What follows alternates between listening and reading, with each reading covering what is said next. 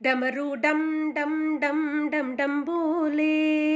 ஆமா, இந்த டமரு அப்படிங்கிற உடுக்க சிவபெருமானுக்கு ஒரு வாட்டி தாருகாவனத்துல கிடைச்சுதான். அந்த கதை என்னன்னு இப்ப நம்ம எல்லாரும் அனுபவிக்கலாமா? வாங்கோ. ஜெய் ஸ்ரீராம். தாருகா வனம் அப்படிங்கிற ஒரு வனத்துல நிறைய முனிவர்களுக்கு பல யாகங்கள் பண்ணி நிறைய விஷயங்கள் சித்தியாச்சான்.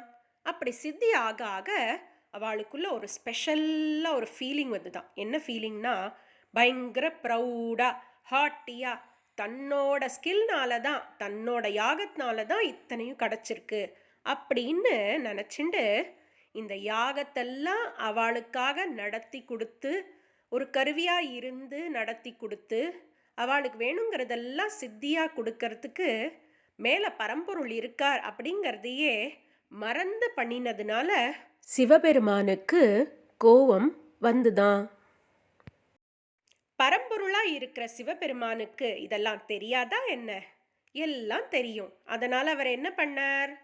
இந்த முனிவர்களுக்கெல்லாம் தாருகாவனத்துல ஒரு பாடம் கற்பிக்கணும்னு தானே பிக்ஷாடனர் வேடத்துல வந்தாராம்.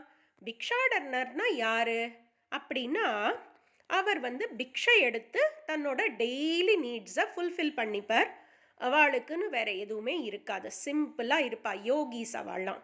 அப்படி இருக்கும்போது அவரை அக்கம்பனி பண்றதுக்கு மகாவிஷ்ணு பெருமாள் மோகினி அவதாரத்துல வந்துட்டாராம். இப்போ தாருகாவனத்துல 2 பேர் இருக்கா, புது கெஸ்ட்.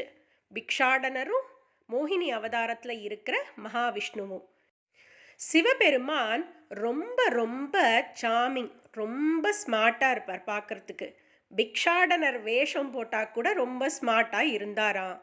அவரோட அழகுல மயங்கி இந்த முனிவர்களோட வைஃப்ஸ் எல்லாம் தன்னோட வேலையெல்லாம் மறந்து பிக்ஷை கேட்க வந்த பிக்ஷாடனர்கிட்ட தனக்கு என்ன வேணுமோ கொடுக்கணுமோ, அக்ஷதை கொடுக்கணும், இல்லைன்னா அரிசி சேர்க்கணும் அவரோட பானையில், அதெல்லாம் மறந்துட்டு அவர் அழகுல மயங்கியே அப்படியே இருந்துட்டு இருந்தாங்களாம்.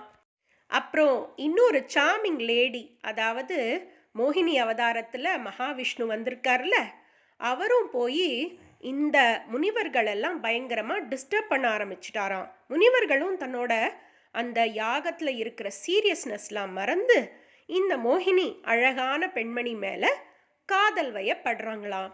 இப்போ அவங்களுக்கெல்லாம் என்னென்னா, அவங்க தப்பு எப்போ புரியும்னா, தன் வைஃப்ஸும் பிக்ஷாடனர் பின்னாடி போயின்னு இருக்கிறத பார்த்து ரொம்ப கோவம் வந்துருத்தான்.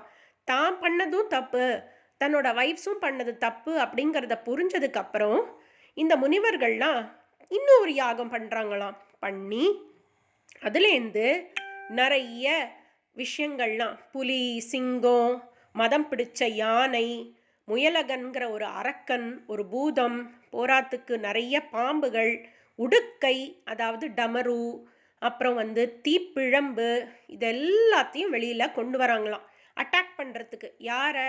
பிக்ஷாடனரை. பிக்ஷாடனரை போய் இதெல்லாம் அட்டாக் பண்ணுமா? எல்லாம் ஃப்ரெண்ட்ஸ் ஆகிடும். எல்லா அனிமல்ஸையும் கில் பண்ணி முக்தி கொடுத்து அவர் அந்த தோலிலேயே ஆடை அணிவிச்சு இருந்துருக்கார். போராத்துக்கு உடுக்கையை எடுத்து ஏந்தி வாசிக்க ஆரம்பிக்கிறார். அதுக்கப்புறம் தீப்பிழம்பையும் அணிஞ்சுக்கிறார். முயலகன் மேலே, அதாவது அந்த அரக்கன் மேலே தன்னோட காலை வச்சு, வலது காலை வச்சு இடது காலை தூக்கி நின்று நடனம் புரியறார்.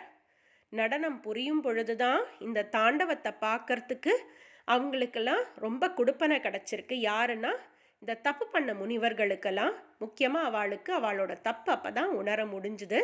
ஆணவத்தினால இந்த ஒரு பெரிய அபச்சாரப்பட்டுட்டோம் சிவபெருமான் கிட்டன்னு உணர்றாங்க.